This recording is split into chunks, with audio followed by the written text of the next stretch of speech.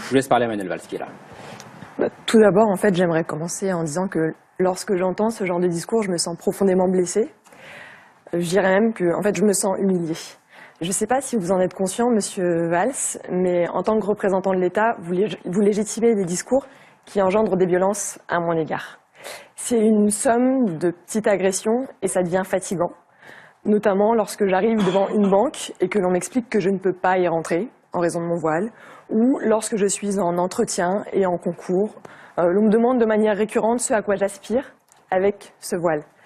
Vous voyez, j'aimerais que mon histoire soit unique, mais qu'il s'agisse de chiffres, d'associations terrain ou d'études sociologiques, les expériences semblables à la mienne se multiplient. Et je pense notamment aux membres de mon association, comme Maïssa, à qui un professeur à l'université a demandé de quitter l'amphithéâtre, ou à Hawa et Farah, à qui on a expliqué qu'elle ne pourrait pas devenir médecin ou journaliste. Ayez conscience, monsieur, que des rêves sont brisés et en fait des talents français sont gâchés. J'ai créé mon entreprise, comme il a été dit, et c'est en partie pour ne plus avoir ou pour ne pas avoir une fois de plus à essuyer ces violences. Parce que On va laisser Manuel Valls répondre sur ce point-là. si je peux me permettre de terminer, oui, je vous remercie. Parce que vous voyez, face à ces discriminations, en fait, on ne se contente pas de baisser les bras. Si je suis là aujourd'hui, c'est pour représenter effectivement l'association La Lab, pour montrer que les voix des femmes musulmanes sont plurielles. Et en réalité, on a une ambition bien plus grande chez La Lab. C'est de faire en sorte que les femmes puissent librement choisir ce qu'elles veulent, ce qu'elles veulent être. Et donc la question que j'ai à vous poser, elle va en ce sens.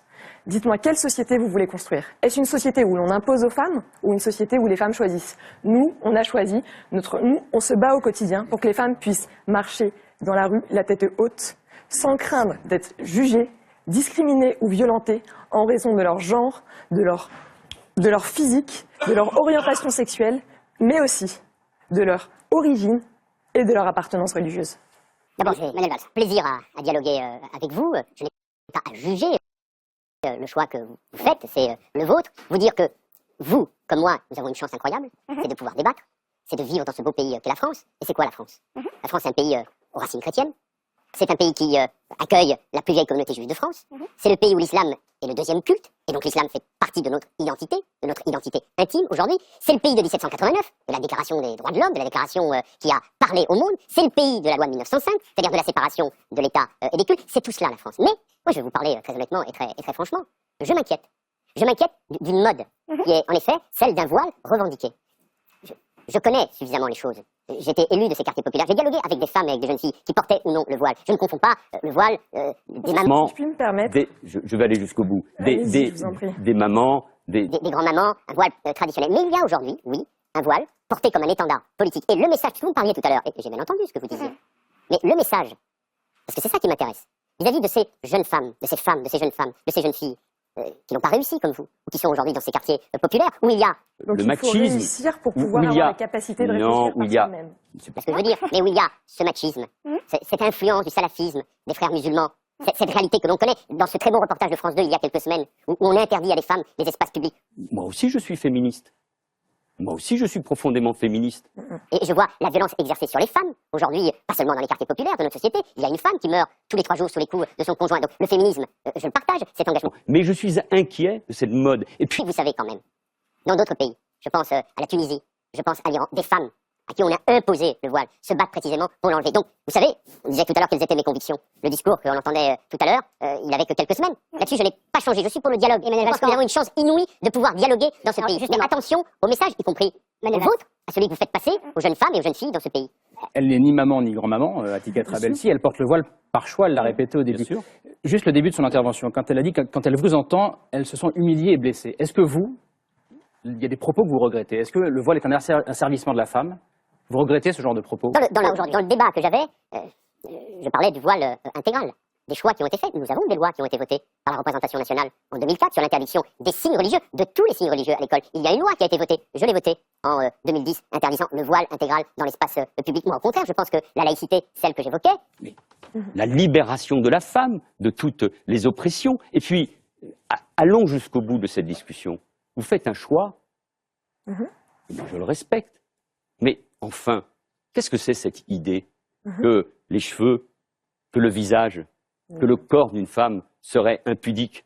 Mais enfin, qu'est-ce que c'est cette idée que les cheveux, que le visage, que le corps d'une femme serait impudique. Mais enfin, qu'est-ce que c'est cette idée que les cheveux, que le visage, que le corps d'une femme serait impudique?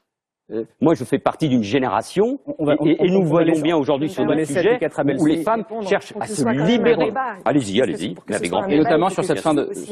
On reviendra sur ce que vous venez de dire, Manuel Valls, allez-y. Comme je disais tout à l'heure, donc je suis femme, je suis féministe et je suis libre. Et ce que j'aimerais dire, c'est que lorsque vous parlez de la femme en général, déjà il n'y a pas une femme. Non. La femme n'est pas un bloc homogène. J'aimerais vous dire, à chaque fois que vous parlez de cette femme, vous ne m'incluez jamais dans vos discours. Vous excluez une partie de la population. Donc dès lors que vous parlez de la femme, pensez à toutes ces femmes qui, comme moi, semblent être des exceptions, puisque vous les excluez. Et quelque part, j'aimerais me reconnaître dans votre message. En tant que femme, je devrais pouvoir choisir librement par moi-même. Et je continue, monsieur. Allez-y. Donc, vous parliez tout à l'heure d'égalité. Vous disiez être passionné d'égalité. L'égalité, effectivement, en tant que féministe, je suis féministe pro-choix. C'est-à-dire que je suis pour un féminisme qui vise à reconnaître, qui permettrait aux femmes d'être librement et de librement ce qu'elles veulent être, de choisir en toute liberté ce qu'elles veulent être. Vous voyez? Et à partir de là, nécessairement, en fait, lorsque je vous écoute, je ne me reconnais pas en votre message. Mais... Et d'ailleurs, vous m'avez également parlé de l'étranger. Il s'avère que on pourrait en parler, mais je trouve inapproprié sur ce plateau d'en parler, puisque le sujet, aujourd'hui, c'est mon histoire et celle de femmes françaises voilées que je connais. Pourquoi je vous ai parlé de l'étranger?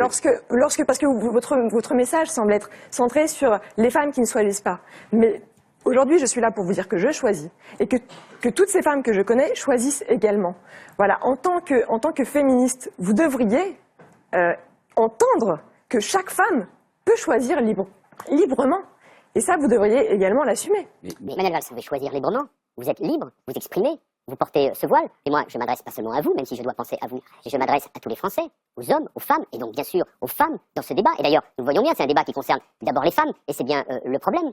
Mais reconnaissez, vous le savez parfaitement, ce qui se passe aujourd'hui dans un certain nombre de nos quartiers, c'est l'agression. Pourquoi j'ai parlé de l'étranger?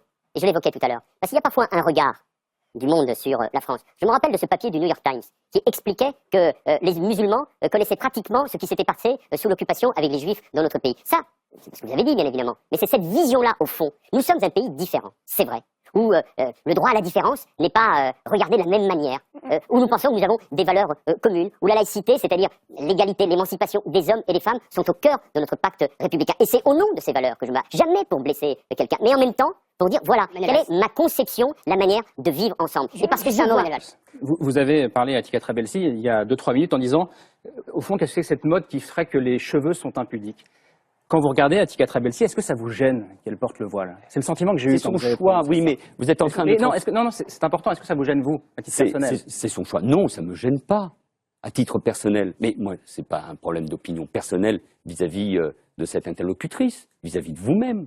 C'est une conception de la société que j'ai. Enfin, écoutez, n'oubliez jamais les mots que j'ai prononcés le 13 janvier à l'Assemblée nationale. En tout cas, moi, je les oublierai jamais. Marqués après les attentats de Charlie Hebdo et de l'Hypercacher. Je ne les oublierai jamais. Quand j'ai dit « je ne veux plus que dans mon pays, les Juifs aient peur. Je ne veux plus, parce que c'était ce que m'avait dit un ami musulman, que les musulmans aient honte d'être musulmans. Je veux qu'il y ait cette fierté de chacun, d'être français, quelles que soient ses convictions. Et ne faisons pas semblant.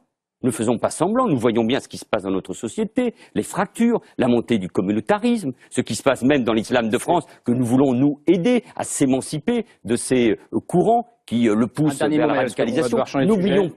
N'oublions pas la radicalisation de milliers de jeunes, Monsieur, qui est un des éléments qui... Dernier mot à Tika Trabelsi. Je me permets, puisque j'ai... Sur ce qu'a dit Manuel Valls tout à l'heure. Monsieur, quand même, vous êtes en train de parler de communautarisme, vous parlez de tous ces sujets-ci, nous étions censés débattre. Ce que vous faites là, aujourd'hui, vous voyez, je viens, je vous parle de mon histoire, de celle de Françaises qui ont fait le choix librement de porter ce voile-ci.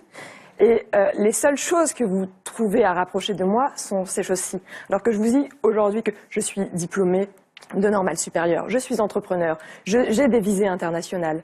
Et malheureusement, c'est ces choses-ci que vous rapprochez de moi. Le message vraiment qui est le mien, c'est de dire si, monsieur, le message qui est le mien, c'est que les femmes puissent choisir librement d'être ce qu'elles veulent être. Et une dernière chose, et j'ai envie de dire quelle que soit, voilà, qu'elle soit seins nus ou tête voilée, c'est exactement la même chose. Non, madame. Ce message est passé. Non, madame, je ne le pense pas. Et moi, je ne le pense pas. Ce n'est pas. Vous Ce qui est formidable, d'égalité. ce qui est formidable en France, c'est que Vous parliez d'égalité. Vous disiez que ma tête voilée ne vous gênait pas. Donc, ce qui est formidable dans notre pays, c'est de pouvoir en parler, d'être en désaccord. Et moi, je vous donne ma vision, sincèrement, franchement. Ça n'est pas, en effet, ma conception de la liberté. D'être en désaccord, et moi je vous donne ma vision, sincèrement, franchement, ça n'est pas en effet ma conception de la liberté. D'être en désaccord, et moi je vous donne ma vision, sincèrement, franchement, ça n'est pas en effet ma conception de la liberté. Vous l'exprimez vous, moi j'ai cette autre conception, notamment sur ce qu'est le féminisme et la libération. Alors je vous rappelle ma de la question, femme. est-ce une France où l'on impose aux femmes ou une France où les femmes choisissent en toute liberté? Moi je ne veux pas qu'on impose dans les quartiers populaires, en effet, la manière de s'habiller à des femmes, à des jeunes filles qui veulent se libérer. Absolument. Voilà. Le débat était passionnant. On pourrait en parler pendant des heures, mais il faut qu'on change de sujet. Merci beaucoup, Atika Trabelsi. Ça m'est arrivé d'avoir fumé peut-être une fois, mais... m'arriver d'avoir fumé peut-être une fois, mais...